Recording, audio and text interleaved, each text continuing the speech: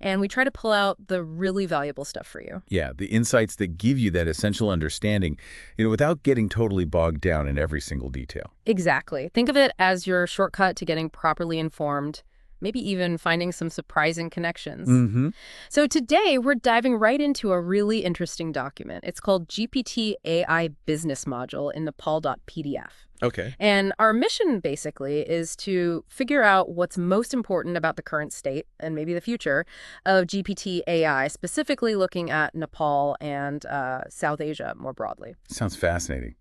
This document seems like it could offer a real blueprint, not just for businesses, but for how the tech itself might evolve there. It really does. And right away, it introduces a company, Eastlink Cloud PVT Ltd. They're positioning themselves in Nepal as both a cloud service provider and an AI assistant service provider. Okay, so they're right in the thick of it. And they've already worked out some pricing models for GPT services. They're suggesting a one-time setup fee with 3 tiers. Right, I saw that.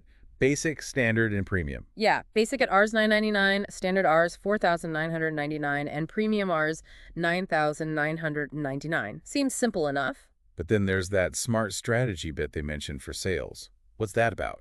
Well, it seems the thinking or the insight is more about the psychology. Ah, okay. The document suggests starting with just the one-time fee, make it seem less daunting, lower the barrier to entry. Get them in the door first. Precisely. Then, only for that premium plan, they bring in an optional monthly fee, Rs $2,000 for maintenance and support. Optional being the key word there, so customers aren't locked into ongoing payments from the start. Exactly. Try the main service, see if you like it, and if you want ongoing help, updates, optimization, that's an extra choice. That makes sense. It lets people dip their toes in without a big commitment, but still offers a path for longer-term support and value. And this monthly maintenance, it sounds pretty thorough. They talk about updating prompts, maybe based on new content from coaching centers, for example. Okay, so keeping it current. Yeah, and bug fixes, tuning based on user feedback, giving monthly usage reports. Ah, those reports are smart. Show the value, justify the cost. Right, and even integrating new features as OpenAI releases them. That seems crucial given how fast this field moves. Absolutely. So Eastlink Cloud isn't just setting up a recurring revenue possibility. They're also making sure clients actually benefit from the latest AI improvements. So the bottom line seems to be, push the premium plan, but frame the ongoing support as a valuable optional add-on. Seems like their core recommendation, yeah. Okay, so that's the business model side. But then the document, it really zooms out. It starts talking about the bigger picture, the future of GPT in Nepal and South Asia. And this is where it gets really ambitious, right? Totally. They make this huge claim that GPT could be the new internet or even the foundation for Web 3.0. Wow, okay. That's a statement.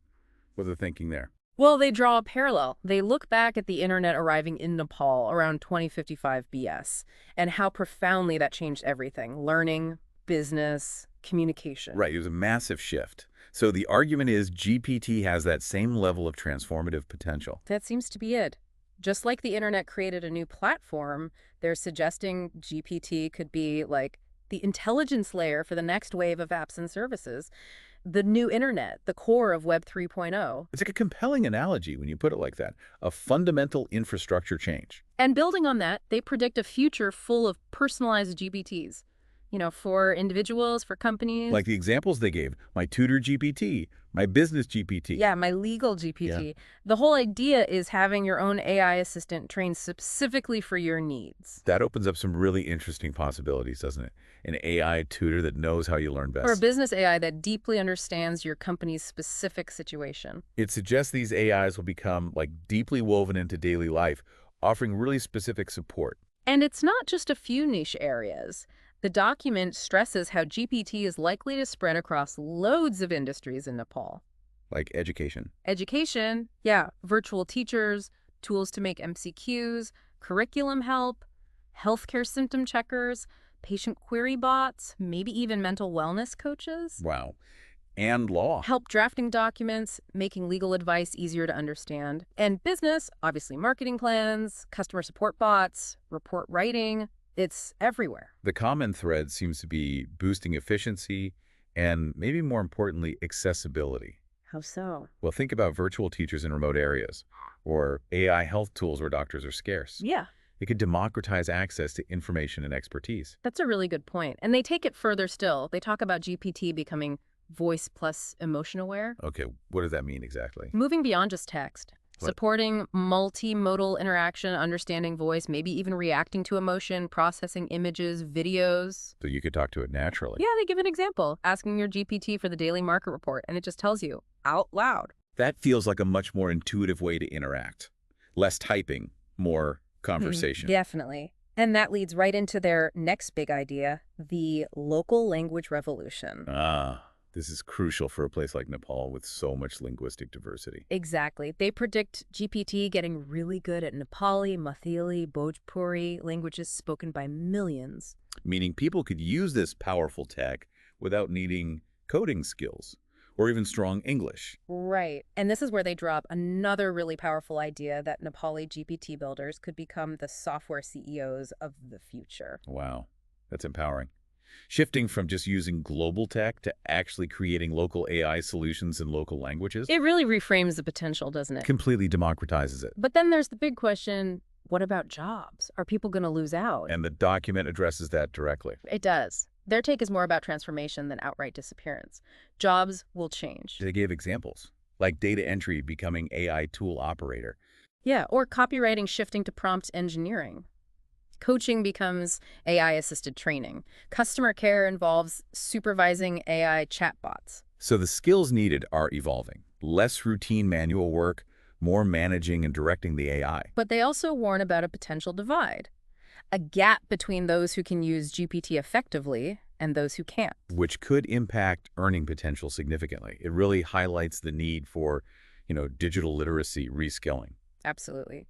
So bringing it back to concrete opportunities in Nepal, where do they see the biggest potential right now? They pinpoint a few key sectors. Coaching centers are a big one, AI assistants for students and staff. Okay, that makes sense. Government offices using GPT to handle citizen queries more efficiently. Media houses for summarizing news, maybe drafting reports. And opportunities for young people specifically. Definitely. Things like becoming freelance GPT creators, offering AI training, writing prompts for others. It sounds like they see GPT impacting areas where information processing and communication are really key. Exactly. Places where AI can significantly boost productivity and the quality of service. And they use this phrase, GPT represents a new career, new company, new class. It's framed as much more than just a tool. Yeah, like a catalyst for a whole new way of working, a new economic structure almost. And the call to action is pretty blunt. Use GPT today. Become a leader tomorrow. And the other one, learn to sell GPT today, become a millionaire tomorrow. It's very optimistic. They're saying even just playing around with GPT now is like step one towards building something significant in this AI future. That optimism probably comes from seeing how fast things are moving. There's a real window of opportunity for people who jump in early. And speaking of jumping in, Eastlink Cloud positions itself right there, saying they're the first in Nepal to offer custom GPT creation services for businesses and individuals. Okay, so they're not just offering standard GPT access, but tailored versions. Exactly. They list examples like Education GPT, Luxoa GPT, that's for public service exams. Yeah, the Public Service Commission, big deal in Nepal. Also Business Plan GPT, Caption GPT, Script GPT, even a Resume Checker GPT. That's a pretty diverse list. It shows how flexible these custom GPTs could be, tailored to really specific local needs. And the benefits they list are pretty appealing. No coding needed. It's like a 24/7 digital assistant, great for branding, business tasks, customer support. Makes sense. And they have pricing for this custom creation too. Yep, tiered again. Basic custom GPT at Rs 999, a branded version at Rs 4,999. What does branded mean here? Your logo on it? Presumably, yeah. And then a white label option starting at Rs 9,999. That includes embedding it on your website. White label meaning you can put your brand on it entirely. That's usually what it means, yeah. So you could offer it as your own service, and embedding is integrating it right into your site. Got it. So different levels of customization and integration, similar to their standard GPT pricing. Right. They even provide contact details and include an English summary, targeting learners, business owners, educators, again stressing no code, 24/7 help, branding. Covering their bases, making it accessible. Okay, let's look a bit closer at those pricing strategies again. They explicitly recommend tiered packages, not just one flat price. Right, the basic, standard, premium structure. JSIC, just the GPT, Rs 999, standard .ads, file upload, branding for Rs 4,999, premium adds the website embed, and a month of support. starting at Rs 9,999. It lets customers choose what they actually need and maybe upgrade later. And that sample Nepali GPT service pricing sheet you mentioned, it breaks it down even more. Yeah. What details does that add? Basic is really basic. One GPT, limited prompts, no branding, no extra tools. Okay. Standard adds the branding, file uploads, setting the system tone, tuning the instructions, gives you a public link. So more control and visibility. And premium is the white label, embed code, plus that month of support and training. Right. Then they have that coaching business bundle. That's interesting, multiple GPTs bundled together. Yeah, like a practice bot, an FAQ bot, maybe a lead gen bot for a business. Plus staff training and branding included. Price between Rs 15,000 and 25,000. So that's clearly aimed at organizations wanting a more complete AI integration.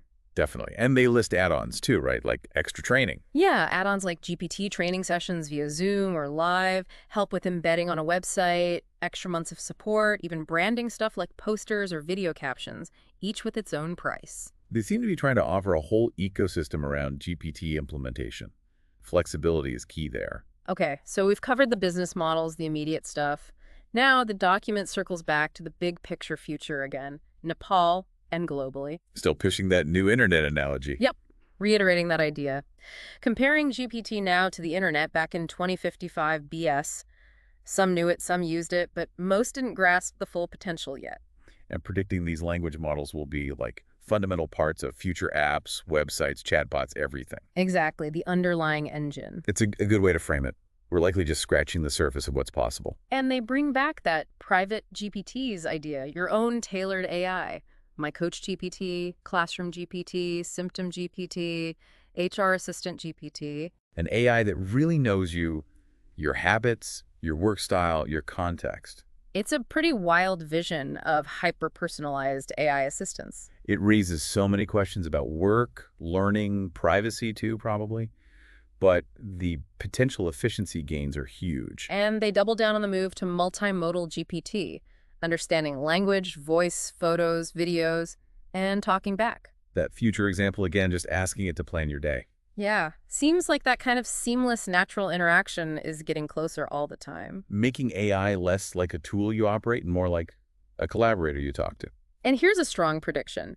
They foresee mandatory use of GPT in key sectors in Nepal: education, business, governance. Mandatory, that's a strong word. It is. Suggests a future where it's just assumed you'll use AI in these areas. They list applications: homework checkers, AI tutors, email drafters, data analysts, diagnosis assistants, legal drafters, news summarizers. It paints a picture of really deep integration across the board, a belief that AI will be fundamental to how these sectors operate. And finally, they loop back to the new jobs and businesses emerging from all this in Nepal. The freelance GPT creators, AI trainers, custom GPT sellers. Right. And developers building products on top of GPT. The emphasis is really on. Learn this now, and you'll be the one selling the solutions, not just using them. It's a call to be proactive, to get skilled up, to become a creator in this space, not just a consumer. And they list concrete ways Nepalese could earn income: selling custom GPTs for coaching, HR, businesses, selling prompts on freelance sites, offering training, creating subscription services based on GPT. Providing actual tangible pathways for people to get involved and benefit economically. So if you had to boil it down, the core message seems to be the future isn't just using AI, it's building with it. Exactly. Understanding it, using it, yes, but crucially, creating solutions with it. That's positioned as the key to driving Nepal's digital future. And they provide their contact info again for anyone wanting to follow up. A clear call to action, backed by a vision of significant opportunity. Well, diving into this GPT AI business module in Nepal.pdf has certainly given us a lot to think about. It wasn't just about business models, was it? Not at all. It painted this, well, really thought-provoking picture of how AI could fundamentally change so much in Nepal and, the wider region. It definitely feels like more than just another tech trend. It has that feel of a foundational shift, like they compared it to the internet. Absolutely. And the speed things are moving is just incredible. When you think about these personalized AIs becoming part of our work, our learning, our lives, it leads to some big questions. Like what? Well, here's something for you, the listener, to chew on. Considering this rapid evolution we've talked about and the potential for AI to become so integrated, how might our whole understanding of digital literacy, the essential skills needed for the future of work, how might that need to evolve, specifically in a context like Nepal? That is a really important question, something to definitely mull over. Thanks for joining us on this deep dive, everyone. We hope it shed some light on the